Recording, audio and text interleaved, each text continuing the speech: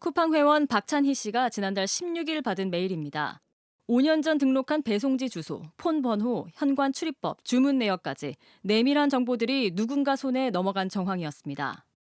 소름이 쫙 돋더라고요. 싹 다 들어있는 거예요. 자택 주소부터 뭐 어디 제 직장 주소도 있고 도대체 누가 보냈으며 그러고 나는 안전한가 이게 도대체 어디까지 내 정보를 유출할 수 있을까. 박 씨가 쿠팡에 협박 메일을 받은 사실을 알리면서 쿠팡은 정보 유출을 처음 알게 됐습니다. 하지만 박 씨는 별다른 설명을 듣지 못했습니다. 그냥 4,500명이 유출됐다 하고 끝. 아무것도 없었습니다. 문자나 아니면 이메일로 답을 달라고 했는데 쿠팡 측에서는 우리는 전화가 원칙이다. 문서나 텍스트로 알려줄 수 없다. 이후 3,370만 명까지 피해 규모가 늘어난 지금까지도 쿠팡은 어떤 대응법도 알리지 않고 있습니다. 지난달 미국 데이터 분석업체 포스트호그는 보안 사고 이틀 뒤 신속하게 사고 보고서를 펴냈습니다. 악성 코드가 심긴 프로그램을 설치한 개발자 계정을 통해 내부 인증 정보 등을 탈취당한 건데 어떤 일이 왜 벌어졌고 고객들은 어떻게 해야 하는지 앞으로 대책은 뭔지 상세하게 밝혔습니다. 고객 공지에서 유출을 노출이라 하고 유출 항목마저 축소하다 국회 질타에 등 떠밀려 사건 골자를 공개한 쿠팡의 대처와 대조적입니다.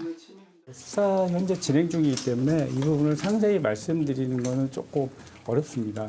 서명키가 이제 탈취됐다라는 설명 하나로만 이렇게 얘기를 하니까 이걸로 일어날 수 있는 피해는 무엇이며 가장 최악의 시나리오는 이런 거니까 이런 걸 조심해야 된다. 쿠팡에서 저는 그런 안내를 받은 적이 없어요.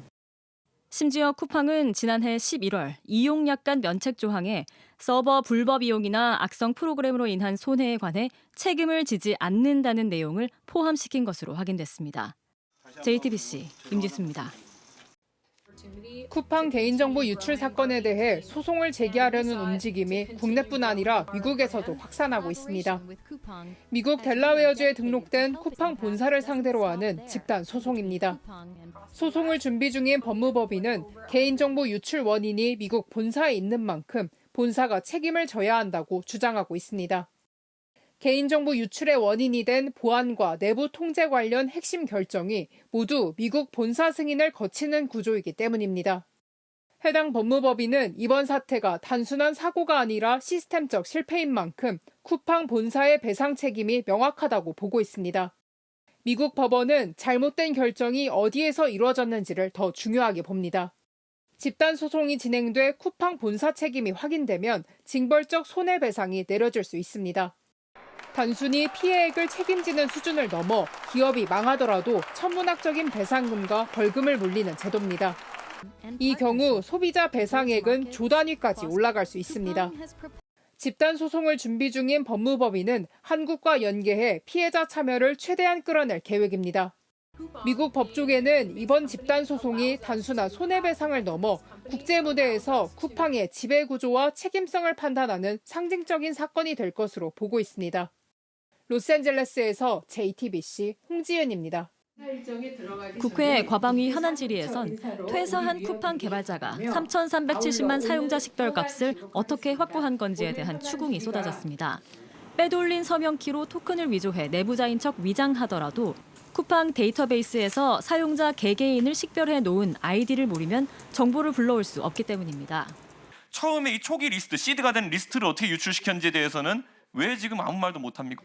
거듭된 추궁에 쿠팡 정보보안 책임자는 새로운 보안 취약점을 털어놨습니다. So we believe that the threat actor generated a new token by increasing the number of the identifier that identifies the person or a customer and repeatedly called the API. 보통 사용자 식별값은 공격자들이 예측 불가능하도록 난수 기반 방식으로 설계됩니다. 그런데 쿠팡은 사용자 1, 2, 3과 같이 일씩 정수 증가하는 방식을 적용해 대량의 사용자 식별값을 손쉽게 수집할 수 있었던 겁니다. 내부 통제가 그렇게 엄격하게 된 것 같지는 않다라고 얘기했던 거고요. 재택근무나 이런 것도 원인이 되지 않았나라고 싶습니다.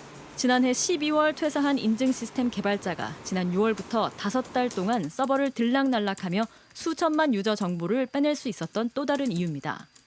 쿠팡은 이번 사고를 고객들에게 알리는 문자에서 정보 유출이 아닌 노출이란 단어로 사안을 왜곡한다는 비판을 받았는데 이를 수정하란 정부의 권고를 2차례나 무시한 사실도 드러났습니다.